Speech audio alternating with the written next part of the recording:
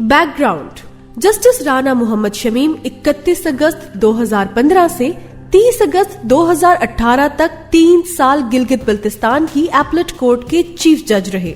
ये पेशे के लिहाज से वकील हैं, पाकिस्तान मुस्लिम लीग नून के वर्कर थे, पार्टी के सिंध लॉयर्स विंग के नायब सदर भी रहे और मियां नवाज शरीफ के वकील भी। ये बतौर जज बराह रास्त वजीर आजम ऑफिस को जवाबदेह थे।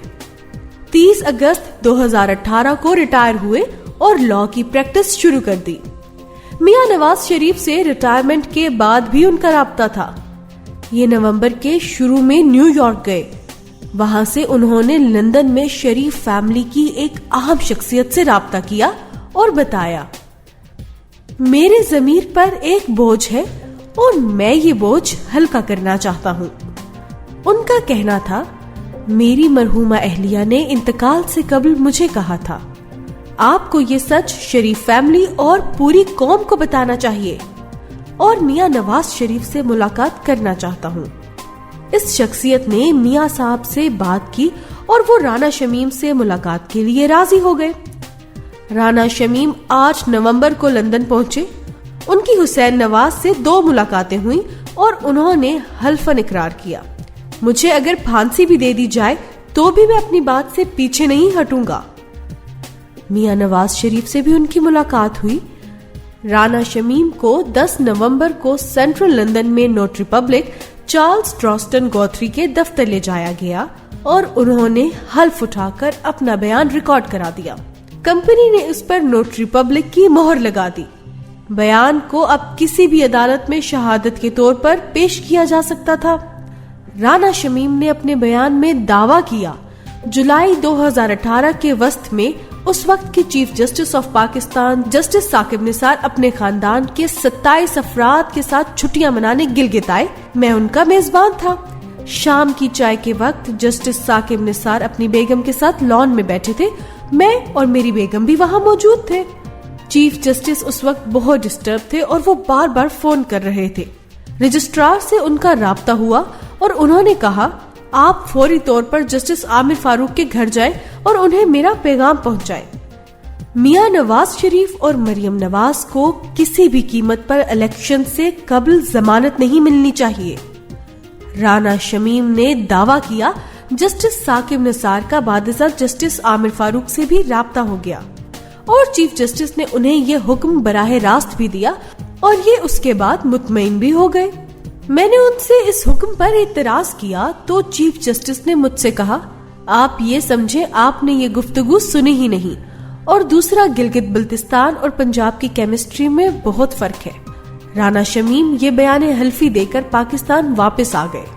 शरीफ फैमिली ने 14 नवंबर को ये हल्फनामा डेली न्यूज के एडिटर इन्वेस्टिगेशन अंसार अब्बासी को दे दिया और अब्बासी साहब ने 15 नवंबर को खबर शाया कर दी, जिसके बाद मुल्क में तहलका मच गया।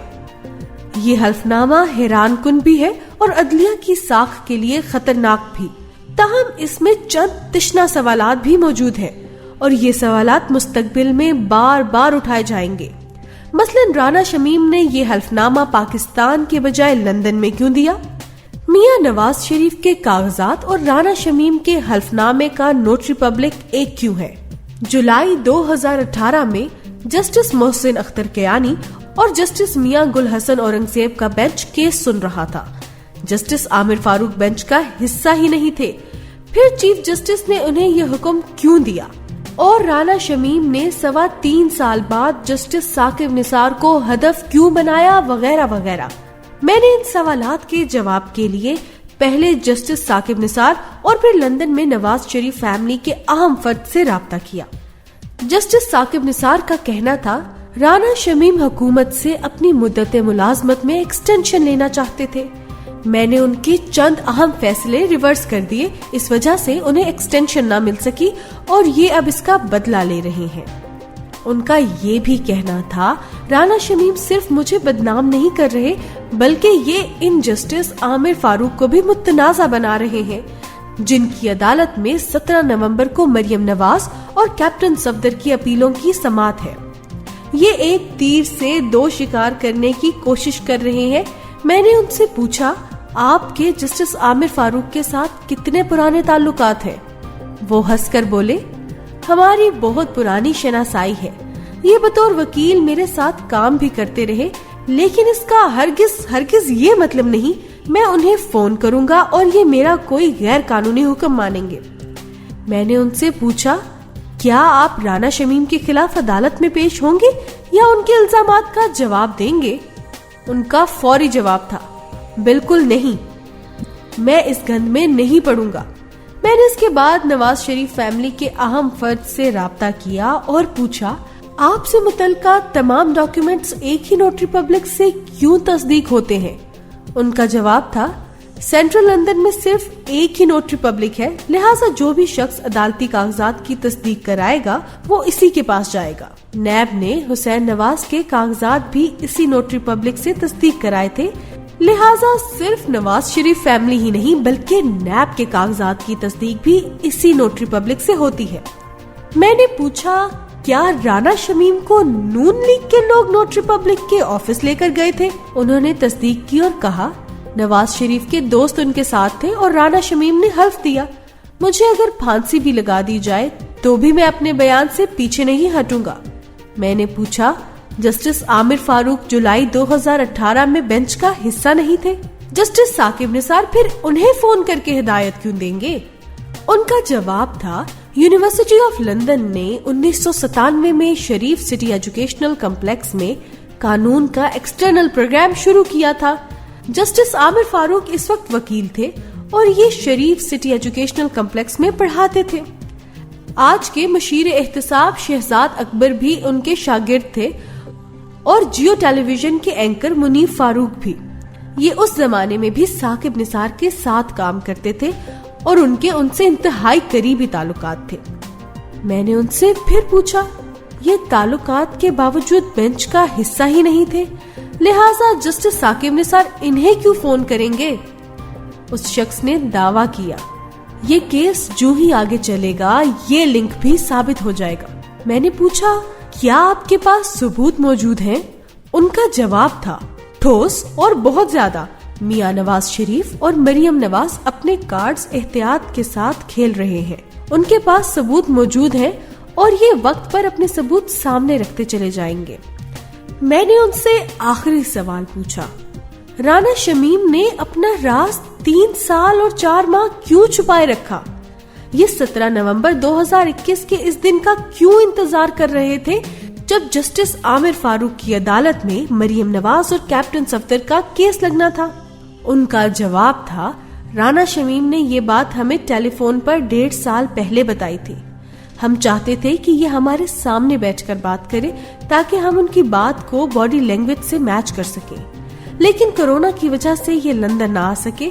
دوسرا، ہم نے بھی رانا شمیم سے یہ سوال کیا تھا اور ان کا جواب تھا، میری اہلیہ اس واقعے کی گواہ تھی، اس سے بہت قلق تھا، لہٰذا اس نے انتقال سے قبل مجھے پابند کیا تھا۔ میں یہ واقعہ نواز شریف کو بھی سناؤں گا اور اگر مجھے کسی عدالتی فورم پر گواہی بھی دینی پڑی تو بھی دوں، لہٰذا میں اب آ گیا اور اس سچ کے لیے ہر قسم کی قیمت ادا کرنے کے لیے تیار ہوں۔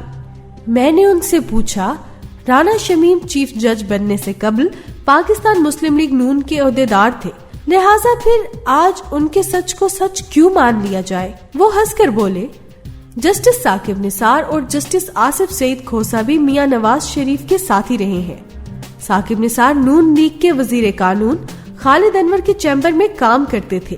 خالد انور نے انہیں 1997 میں وفاقی سیکرٹری قانون بنایا اور انہیں میاں نواز شریف کے ذریعے 1998 میں ہائی کورٹ کا جج بنوایا، جبکہ جسٹس آصف سعید کھوسا کی فائل ان کے سسر جسٹس نسیم حسن شاہ میاں نواز شریف کے پاس لائے تھے۔ وزیر اعظم نہیں مان رہے تھے، لیکن جسٹس نسیم حسن شاہ نے اپنے داماد کے لیے بہت زور لگایا اور یوں یہ بھی 1998 میں جج بن گئے، اور ہمیں سب سے زیادہ سیاسی نقصان ان 2 ججوں کے ہاتھوں پہنچا۔ لہٰذا شریف فیملی سے دوستانہ ادھر یا ادھر کسی جگہ میٹر نہیں کرتا۔ یہ حقائق کہاں تک سچ ہے یہ فیصلہ تو وقت کرے گا، لیکن ایک بات طے ہے، گل ود گئی ہے اور یہ اب روزانہ کی بنیاد پر بڑھتی رہے گی اور اس کی لپیٹ میں کون کون سا شخص اور ادارہ آئے گا، یہ سوچ کر بھی نیند اڑ جاتی ہے۔